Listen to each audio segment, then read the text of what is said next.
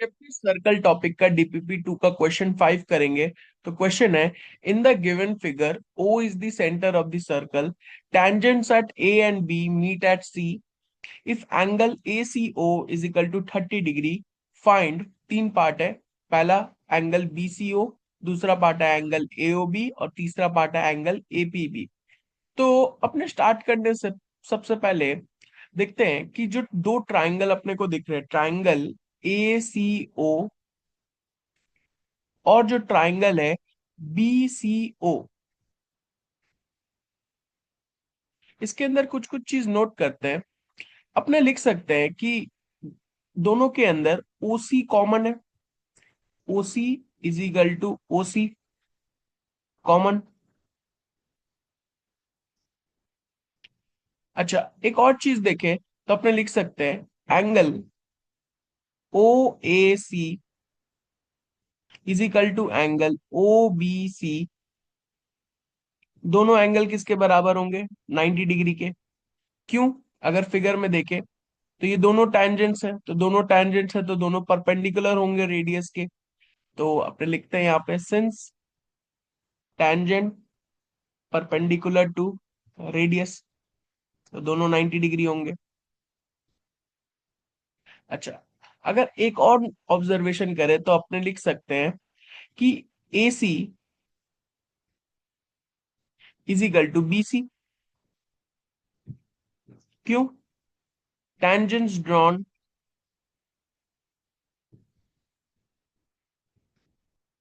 from external point are equal। तो इस तीन चीजों से अपने कंक्लूड कर सकते हैं। पहला चीज कि OC is equal to OC है, दूसरा एंगल OAC और एंगल OBC 90 डिग्री, और तीसरा AC is equal to BC है। तो अपने यहां से लिखते हैं कि therefore triangle ACO is congruent to triangle BCO by RHS। अपने को एक राइट एंगल कॉमन है, एक हाइपोटेन्यूस कॉमन है। हाइपोटेन्यूस कौन सा? OC है जो कॉमन है। और साइड सेम है, कौन सा? CA और BC। तो RHS से अपने दोनों ट्राइंगल्स ACO और BCO को कॉन्ग्रुएंट प्रूफ कर दिए। तो फिर अपने आगे अगर देखें तो अपने एक एक करके पहले पार्ट सॉल्व करते हैं। सबसे पहला पार्ट में अपने को क्या मांगा था? BCO। तो अगर अपने ध्यान से देखें तो एंगल BCO माने ये वाला एंगल का बात हो रहा है। तो angle BCO is equal to angle ACO। कैसे लिख सकते हैं ये चीज? सिंस दोनों ट्राइंगल कॉन्ग्रुएंट है तो CPCT से लिख सकते हैं। तो angle BCO is equal to angle ACO अपने को ऑलरेडी पता है 30 डिग्री है, तो अपने 30 डिग्री लिख देते हैं एंगल BCO को। सेकेंड पार्ट सॉल्व करते हैं। सेकेंड पार्ट में अपने को क्या मांगा है? सेकेंड पार्ट में अपने को एंगल AOB मांगा है। तो एंगल AOB का मतलब क्या हुआ? अगर ये कंप्लीट एंगल AOB को देखें तो इसको लिख सकते हैं angle AOC plus angle BOC।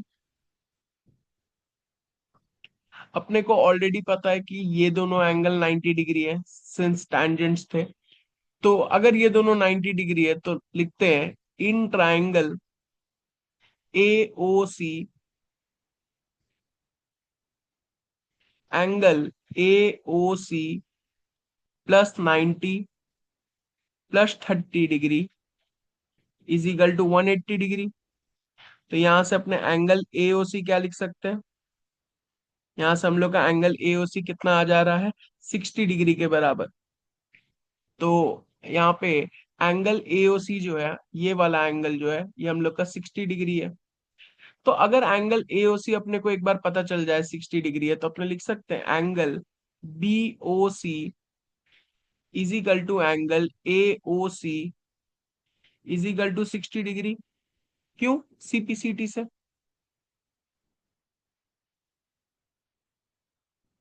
तो यहां से अपने लिख सकते हैं angle BOC is equal to 60 degree. तो यहां से अपने एंगल AOB फाइंड कर लेते हैं। तो एंगल AOB कितना होगा? 60 degree plus 60 degree is equal to 120 degree. तो हम लोग का एंगल एओबी भी आ गया 120 डिग्री। थर्ड पार्ट पे अपने को क्या मांगा है, एंगल एपीबी।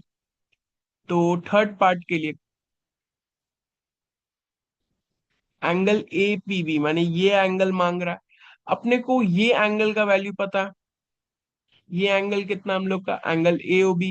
एंगल एओबी हम लोग अभी जस्ट फाइंड किए, वो आया हम लोग का 120 डिग्री।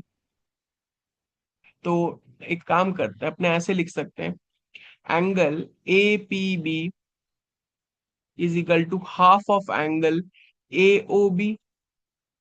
क्यों? Angle subtended at the centre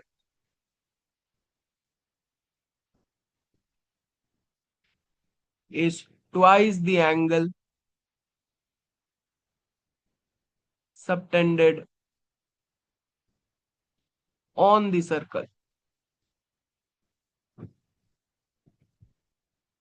तो अपने यहाँ पे लिखते हैं angle A P B is equal to half of angle A O B माने 120 डिग्री। तो यहां से हम लोग का एंगल ए पी बी आ गया 60 डिग्री।